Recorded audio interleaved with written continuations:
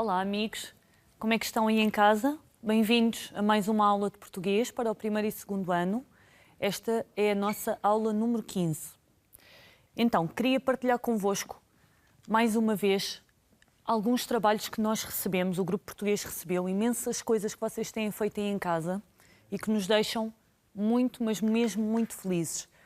Temos imensos trabalhos que respondem aos desafios que a Isa vai colocando no final das aulas, mas temos também outros trabalhos de escrita, outros trabalhos de recorte e colagem a partir de jornais, de revistas, de folhetos, que nos fazem acreditar que vocês têm trabalhado bastante o português aí em casa. Então, vejam, temos listas de palavras com os sons, aqui temos o bre, temos textos construídos a partir da aula dos dígrafos, lembram-se de trabalharmos. Temos vários significados, ilustrações de palavras, textos.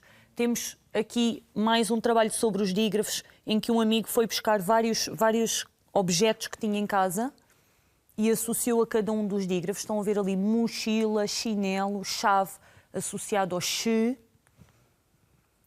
Temos também, a partir de recortes, algumas tentativas de escrita, composições de frases com recortes e com escrita de cada um, neste caso foi a Mayra que fez.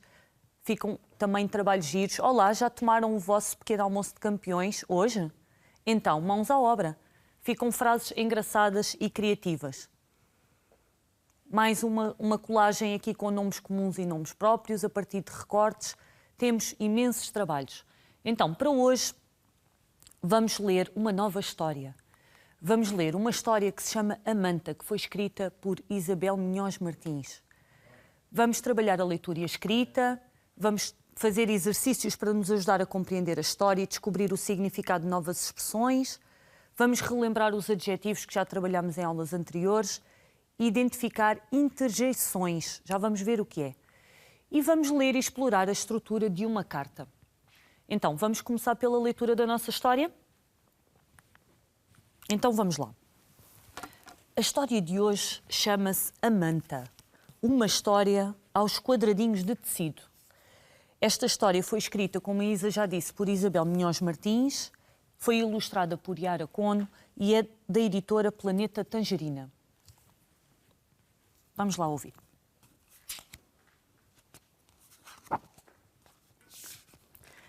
A minha avó tinha 2 palácios, 3 quadros de pintores famosos, terras grandes e pequenas e algumas joias da rainha. Mas não foi por nenhuma dessas coisas que as minhas tias quase se zangaram quando a minha avó morreu. A minha avó dormia numa cama enorme.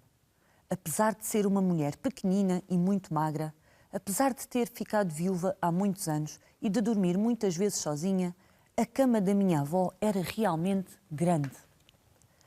Uma vez experimentámos e nela cabiam 4 raparigas, 3 rapazes, 2 gatos gordíssimos e um cão mais ou menos pequeno. Coubemos todos sem esforço, à larga mesmo. A minha avó também lá estava a dizer que dormiu como uma santa. A princípio, estranhávamos o colchão duro e os cobertores pesados, mas, passados alguns minutos, não havia no mundo melhor lugar para adormecer. A minha avó aquecia-nos os pés e contava-nos histórias antigas até o sono nos vencer. Não contava histórias de um livro porque não precisava. Tínhamos a manta. A manta era enorme, feita de centenas de pequenos retalhos. Cada retalho, uma história. Quando apontávamos um retalho, a avó dizia sempre: "Ah, esse não tem nada para contar." Mas depois começava e a viagem era sempre emocionante. E este, avó? "Oh, esse não tem nada para contar. Era de um vestido da tua mãe. Tinha ela mais ou menos a tua idade. O vestido tinha um bolso pequenino, aqui à altura do peito. E a tua mãe dizia que vivia lá um gnomo.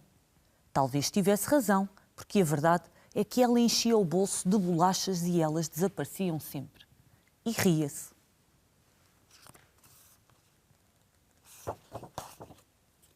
E este, avó? Ah, esse não tem nada para contar. Mas se queres mesmo saber, era de uma toalha que me ofereceram os meus padrinhos de casamento.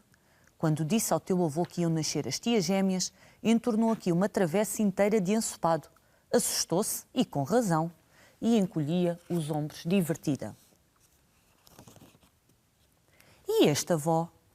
Ah, esse não tem nada para contar. Era de um avental da tua bisavó. Olha, por acaso, o avental que trazia no dia em que o carteiro lhe entregou a primeira carta do tio Luís, a dizer que estava bem.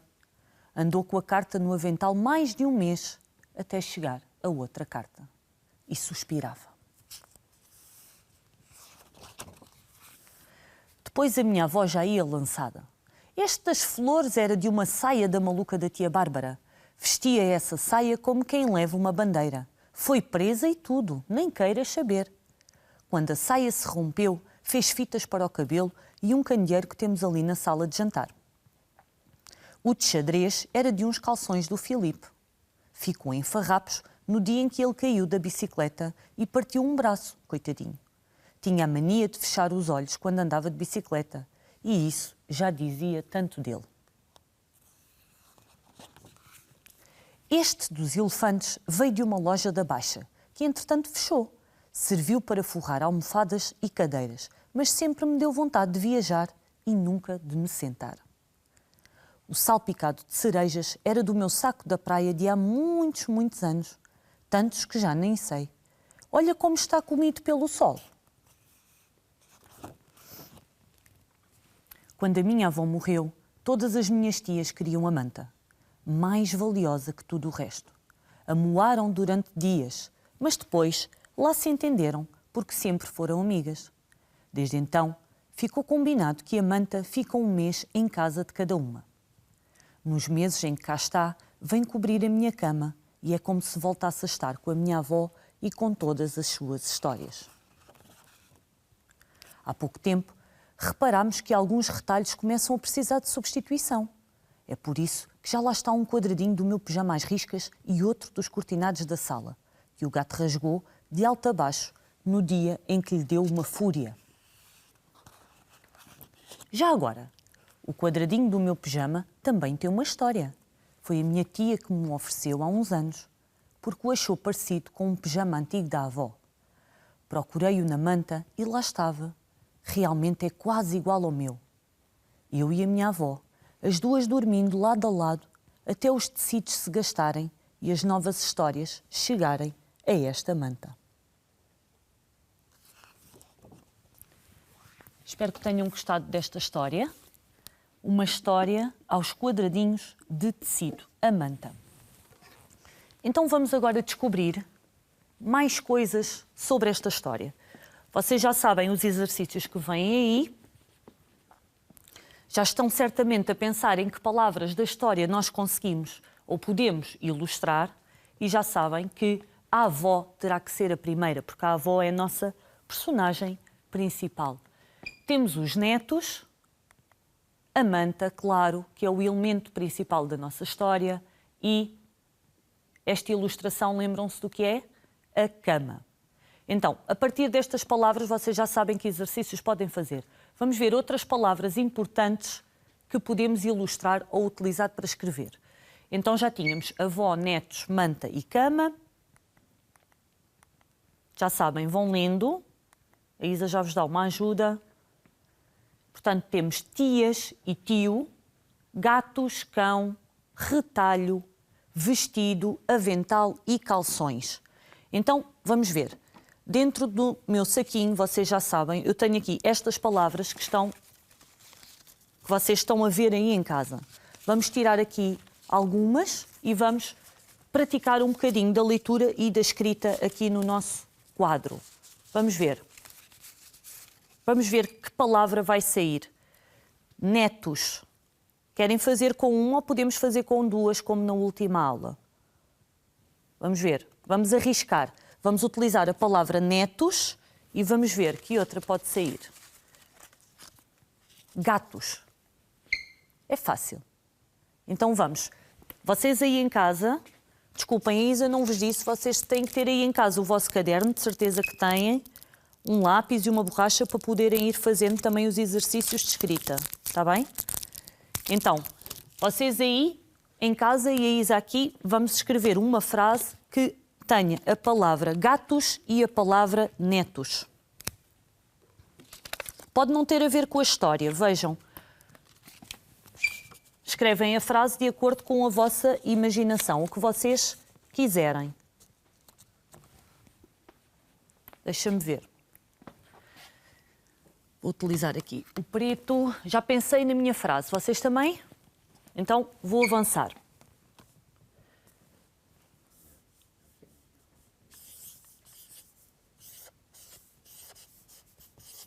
Os gatos e os netos adoravam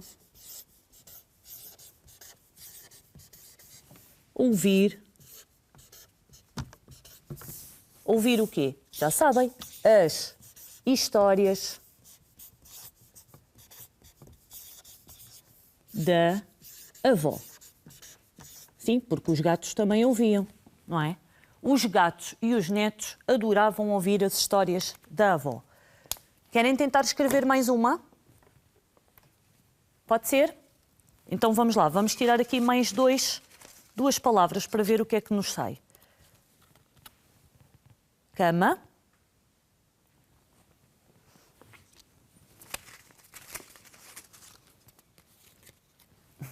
E avó. Muito fácil. Como é que era a cama da avó? Lembram-se o que é que dizia a história? A cama da avó era... Lembram-se qual era o adjetivo? Vamos utilizar aqui outra caneta. A cama da avó era enorme. Podemos utilizar essa ideia para escrever a frase? Vamos ver. A cama da avó era enorme. Parece-vos bem assim? Vocês depois podem escrever outras e até utilizar outras palavras para continuar a escrever outras frases. Já sabem, das próximas vezes até podíamos fazer com 3 palavras. O exercício pode ser, em vez de tirarmos 2, tirar 3. E vamos arriscando sempre cada vez mais. Então, temos agora aqui algumas frases com imagens que nós vamos ter que reescrever. Tendem atenção à imagem. Aquela imagem representa o quê? O que é que era feita de retalhos? A manta era feita de retalhos. Quem é que contava histórias a quem? Portanto, a avó contava histórias aos netos. Tem que substituir as imagens por palavras. Neste caso, a avó contava histórias aos netos. A avó dormia numa cama enorme. Olha, saiu exatamente a mesma frase que a Isa escreveu. Vamos ver outras. Temos agora aqui um pequeno texto com lacunas que nós temos que preencher. Cá em baixo temos as palavras história, avó, retalhos, netos, e manta. Então, a avó tinha uma manta enorme feita de centenas de retalhos. Cada retalho contava o quê? Contava uma história diferente. A avó não tinha livros, a avó contava as histórias a partir dos retalhos que tinha a manta. Os netos adoravam ir para a cama gigante da avó para ouvirem as suas histórias. A avó lembrava-se da história de cada um dos retalhos, estava na sua memória. Então, agora vamos formar frases. A Isa vai ler-vos. Então, temos aqui do lado esquerdo a avó, os netos queriam, quando a avó morreu, a neta substituía os retalhos. E a partir desta primeira parte de cada uma das frases temos que completar. Então, a avó, o que é que combina? A avó tinha uma cama enorme. Faz sentido esta frase. Os netos queriam, vamos ver, os netos queriam ouvir a história de cada retalho. Quando a avó morreu, que é que aconteceu? Todos queriam a manta, as tias até se zangaram. A neta substituía os retalhos e contava novas histórias. Deu continuidade ao trabalho que a avó já tinha. Então, cada retalho tinha um bocadinho de história, lembram-se? Eram muitos retalhos. Mas vamos ver. O vestido da mãe, o retalho do vestido da mãe, o que é que tinha? Tinha um bolso onde vivia um gnomo que comia imensas bolachas, dizia a avó. A toalha oferecida pelos padrinhos. Foi onde o avô entornou um ensopado quando soube que iam nascer as tias gêmeas. Ele apanhou um valente susto. O avental da avó foi onde da bisavó, desculpem, foi onde a avó guardou a carta do tio Luís. Já vamos ver melhor esta parte da carta. A saia da tia Bárbara, que ela usava como se fosse uma bandeira, com muito orgulho.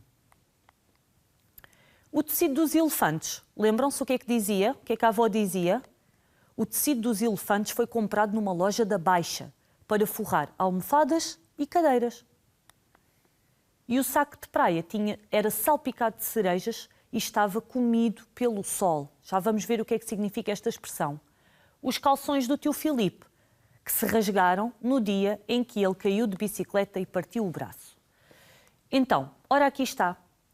Olha como está comido pelo sol. O que é que significa esta expressão que está sublinhada? O que é que vocês acham? Que está sem cor? Que está rasgado? Ou que está sujo? O que é que vocês acham que pode ser? Qual é o significado mais adequado? Está comido pelo sol. Quer dizer que está sem cor. Quando uma coisa fica muito exposta ao sol, a cor começa a ficar assim um bocadinho mais clara. Dizemos que está comido pelo sol.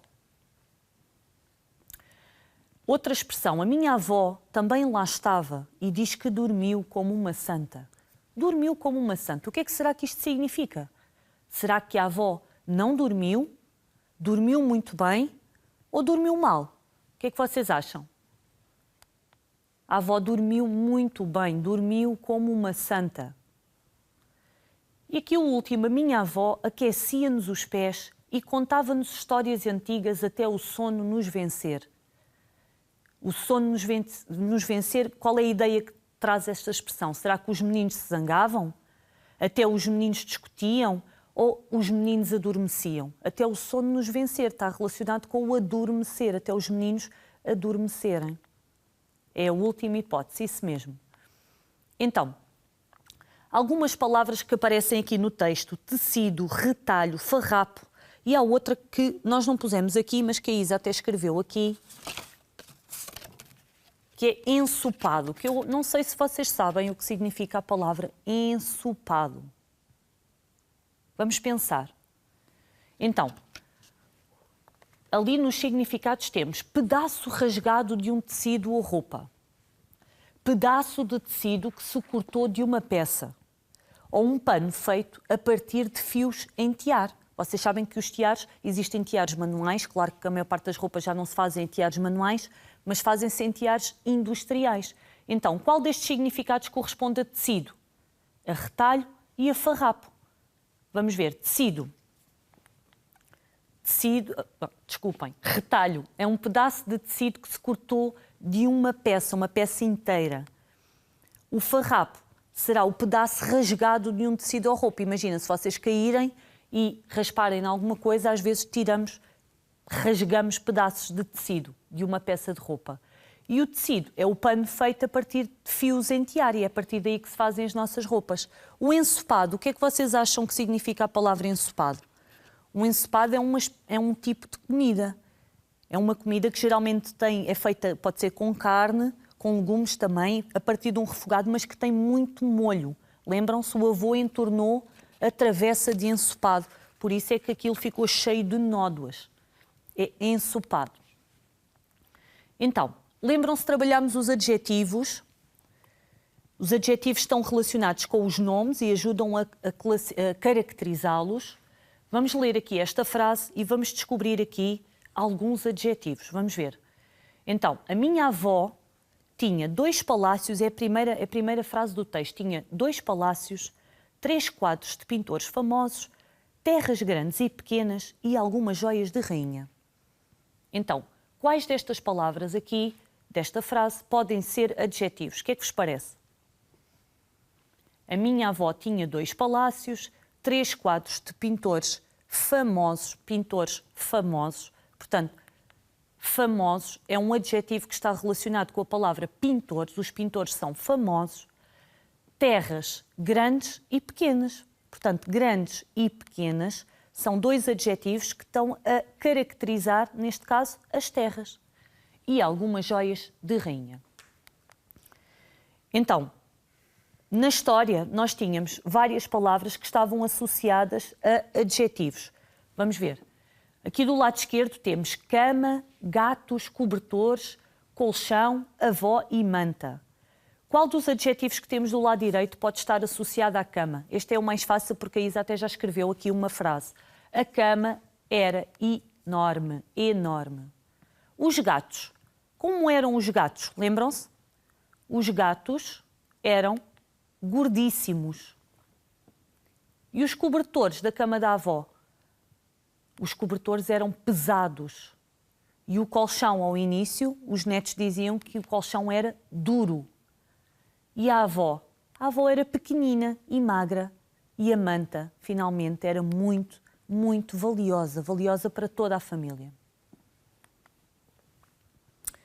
Então, agora temos aqui uma coisa que nunca trabalhamos. Uma coisa que são as interjeições. Vamos ver. Cada vez que a avó ia começar a contar uma história, ela dizia sempre a mesma coisa. Ah, esse não tem nada para contar. Aqui o A, desculpem, o A é uma interjeição. Vamos ver outras interjeições que existem. Geralmente são palavras pequeninas, às vezes pode ser mais do que uma. Algumas remetem-nos apenas para sons e são palavras que exprimem sentimentos vários. Quando eu digo, por exemplo, ai, eu estou geralmente a exprimir um sentimento associado à dor. Posso me ter magoado e digo, ai, ui. Claro que às vezes também pode ter a ver com admiração. O ó, depende. Há várias hipóteses, mas estão sempre associadas a sentimentos vários. Então o que é que a Isa pensou? Pensou que podíamos utilizar algumas interjeições, para podermos também escrever algumas frases. Então, não trouxe todas, trouxe só algumas. Vamos escolher uma ou duas, acho que temos tempo, e vamos escrever aqui algumas frases. Vamos passar estas para trás. E vamos ver. Qual é que vocês querem utilizar? O eia. Em que situações é que nós dizemos eia? São situações de admiração, não é? Que frase podemos fazer para aqui? Vão pensando. Vamos fazer pelo menos duas. Esta também é boa. Quando eu estou, por exemplo, a comer alguma coisa muito saborosa e estou a gostar bastante. Vamos ver. Que frases podemos então escrever aqui? Com o eia. Vocês têm ideias? Deixa eu ver. Eu vou escrever uma, vocês escrevem a vossa e depois no final podemos comparar. Podemos dizer: eia, esta manta tem centenas de retalhos. Estou a exprimir admiração. Neste caso, estão associados à quantidade de retalhos que tem aquela manta. E aqui, com geralmente está associado ao sabor, não é? Quando nós saboreamos alguma coisa que gostamos muito. Podemos até utilizar a palavra ensopado. Vamos ver.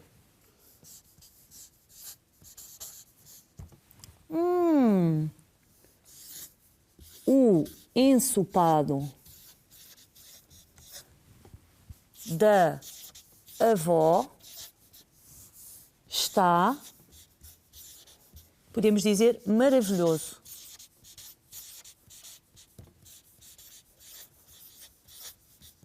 Ok? O que é que vos parece?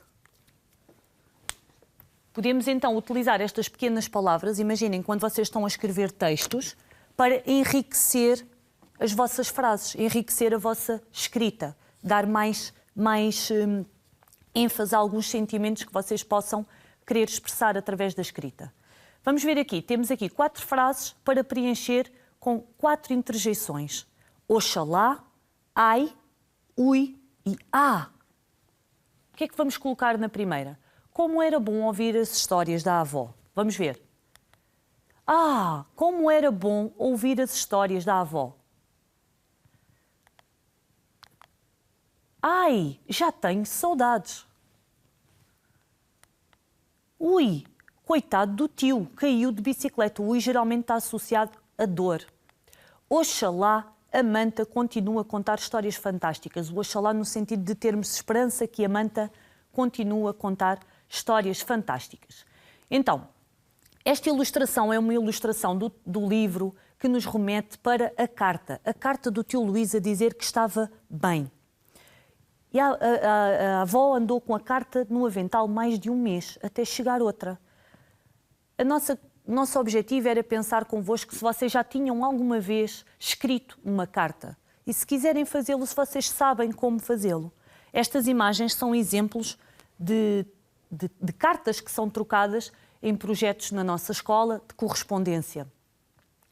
Então, vamos ver aqui uma carta mais ao pormenor. Neste caso, foi uma carta que a turma dos Cruzabicos escreveu para uma menina, que é a Laiane. E então a carta está dividida em algumas partes essenciais. Reparem, a Isa vai mostrar-vos melhor. Tem sempre a data lá em cima, normalmente. Tem o local, neste caso, a data, esta carta foi escrita a 29 de janeiro de 2018, se não me engano. Portanto, Sala Cruzabico foi a turma que escreveu a carta. E depois temos aqui a saudação inicial, quando nós cumprimentamos, no fundo, a quem se destina a carta. Neste caso dizia, olá, querida Laiane, que era o nome da menina para quem se dirigia a carta. Depois temos o corpo da carta, no fundo o texto. E depois temos no fim a despedida e as assinaturas. No fim diz aqui beijinhos dos Cruzabicos e da Dora, que foi quem escreveu a carta. Portanto, no fundo a carta é sempre uma mensagem escrita, como diz aqui. Pode ser mais formal ou mais informal, depende. Neste caso é uma escrita mais informal entre colegas. E geralmente é enviada pelo correio. Escrevemos cartas para alguém que está longe, não é? Não escrevemos cartas para alguém que está connosco todos os dias. Não faz muito sentido, pois não, porque essas pessoas nós falamos com elas todos os dias. A carta é um meio de comunicação que muitas vezes, ou que já se utiliza pouco. A Isa trouxe aqui um exemplo de um envelope de correspondência escolar, não da turma dos Cruzabicos, mas de outra turma. E aqui tem um exemplo de um envelope. Eu, para enviar uma carta, preciso de ter um envelope. Portanto, neste caso é correspondência entre turmas, entre escolas. Temos sempre no lado esquerdo do envelope em cima, escrevemos o remetente, neste caso quem escreve a carta, quem envia. Neste caso foi uma turma de uma escola de Setúbal, que enviou para uma turma de uma escola na Moita, no Colégio Corte Real. Aqui temos então o remetente, que é quem envia, e cá embaixo, do lado direito, temos o destinatário, que é para quem recebe a carta. A carta tem que ter sempre um selo, que geralmente está aqui nesta zona, em cima, no lado direito. E depois, claro, como é uma carta de escola, nós geralmente escrevemos sempre à mão e sai sempre uma carta enorme. Está bem? Uma ideia gira para vocês proporem aos vossos professores projetos de correspondência escolar. É muito interessante, podem trocar trabalhos e fazer imensos jogos. Então, chegámos ao fim desta nossa aula, trabalhámos tudo o que estava previsto no nosso plano.